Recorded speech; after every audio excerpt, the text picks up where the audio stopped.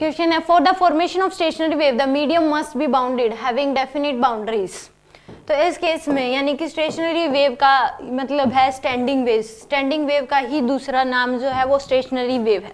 तो हमें पता है कि स्टैंडिंग वेव के केस में जो साइन है वो क्या होना चाहिए, डिफरेंट होना चाहिए।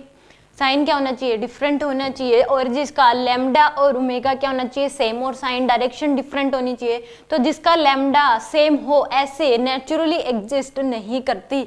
तो उस केस में हमें क्या करते हैं कि हम एक वेव भेजते हैं और उसका हम क्या करवाते हैं, रिफ्लेक्शन करवाते हैं। वो वेव जाएगी और उसका हम क्या कराते हैं, रिफ्लेक्शन।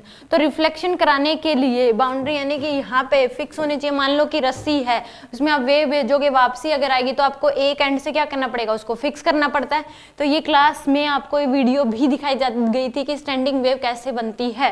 तो यानी कि जिसने वीडियो नहीं देखा वो देख लें, तो उस केस में पता लग जाएगा आपको एनिमेशन के थ्रू स्टैंडिंग वेव कैसे बनती है।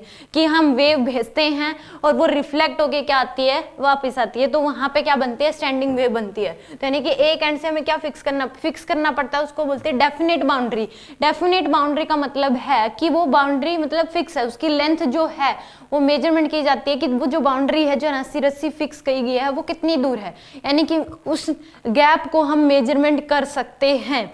इनफाइनाइट नहीं होती। इनफाइनाइट का मतलब तो क्या हो गया, उस केस में हम मेजरमेंट ही नहीं कर सकते। डेफिनेट वो कितनी भी हो सकती है, मेजरमेंट हो सकती है उसकी।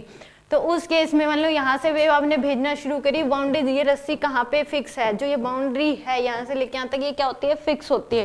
यानी कि डेफिनेट के मतलब है फाइनाइट होती है, लेंथ मेजरमेंट की जा सकती है। तो यानी कि ये बात क्या है इस केस में सही है। तो यानी कि बाउंड्रीज होना जरूरी है स्टैंडिंग वेव बनाने के लिए, स्टेशनरी वेव बनाने के लिए। दूसरा, in the stationary wave some particle of the medium remains permanently at rest.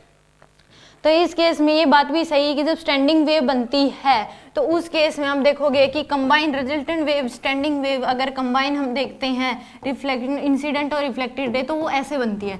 तो उसमें कुछ नोड होते हैं जिनका एम्पलीट्यूड क्या होता है, 0, और कुछ होते हैं एंटी नोड्स जिनका एम्पलीट्यूड क्या होता है, मैक्सिमम। तो उस केस में नोड्स यानी कि 0 होती है, उनकी एनर्जी, नोड्स की एनर्जी 0 होती है, एंटी नोड की एनर्जी क्या होती है, मैक्सिमम। क्यों उस केस में जाती है, तो कुछ वेव जब रिफ्लेक्ट हो के आती है तो कुछ वेव्स क्रस्ट से क्रस्ट मिलती है और ट्रफ से ट्रफ। तो यानी कि कंस्ट्रक्टिव और डिस्ट्रक्टिव होते हैं उसमें। यानी कि डिस्ट्रक्टिव यानी कि जिनकी इंटेंसिटी यानी कि एनर्जी क्या है, 0, और कंस्ट्रक्टिव एनर्जी क्या है, मैक्सिमम है। तो उस केस में ये बात भी क्या है इसकी सही है। और ये परमानेंटली रेस्ट ही रहते हैं, नोड जो परमानेंटली यहीं पे रहते हैं, यानी कि इनकी जो रेस्ट में एट रेस्ट। तो ये बात सही है, उनको नोड्स बोलते हैं हम। तो इस केस में पहली बात भी सही है और दूसरी भी। बट जो रीजन है वो कोई करेक्ट एक्सप्लेनेशन नहीं है, क्योंकि इसमें बाउंड्री का कोई लेना देना नहीं है। स्टेशनरी वेव में सम पार्टिकुलर मीडियम रिमेन्स रेस्ट, तो इस बात का इससे कोई लेना देना नहीं है। तो both assertion and reason true and the reason is the not correct explanation. तो ये बात क्या है इसकी सही है।